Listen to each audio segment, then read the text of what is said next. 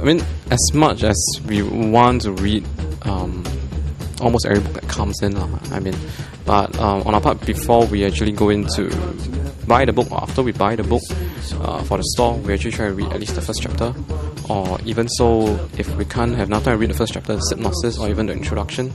That's the least that we have to do. Here, we like to recommend these from our store. The first one is by Jeffrey Fisher. It's actually a book on birds and his illustrations. And then basically he just researches on a particular species of birds, and then he will do a small write-up, very simple one, and he'll do illustrations of it. So this is a really nice gift, and also for bird lovers as well.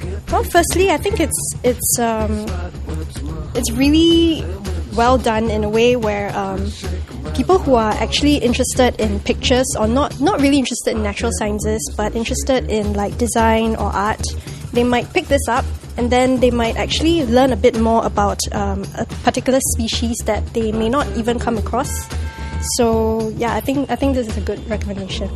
And of course the pictures look really great as well. The second one, Myra Kalman. The book is The Principles of Uncertainty. This one is actually sort of like a personal diary, where she goes about doing illustrations from day-to-day life, and then she talks about like her favorite writers, about history, about art, about psychology, everything that she comes across, and she puts it in a very enjoyable manner. She is quite quirky in the sense where she will look at things slightly differently from what you would expect. For example, she might be drawing a picture about a woman, and then she may not even be talking about the woman in her text. She might be talking about something else, like maybe her hat, or what she's thinking, stuff like that. These are two of my favorite books. The very first one is it's considered a design classic, I guess, just that it's not so well known now. It's by Monari. Design is Art. It's a book that tells you that design, or tries to inform you that design has to be both pleasing to the eye, as it should be, but it also should be functional and accessible.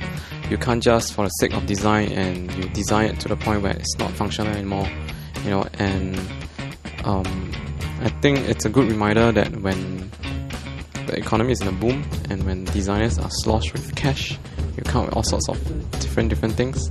So this book's try to bring that back to the ground level, where design, it can be as art, but at the same time it should be functional, accessible, and be made available to everybody, to the public.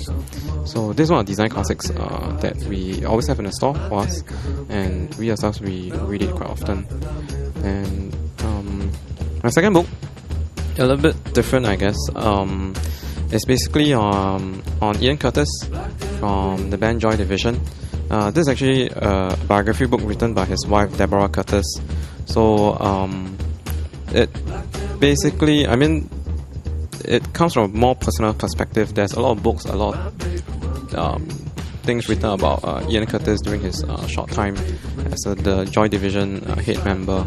So, but this one does touches a lot more on the personal aspects of their life and what ultimately maybe led to his demise in that sense.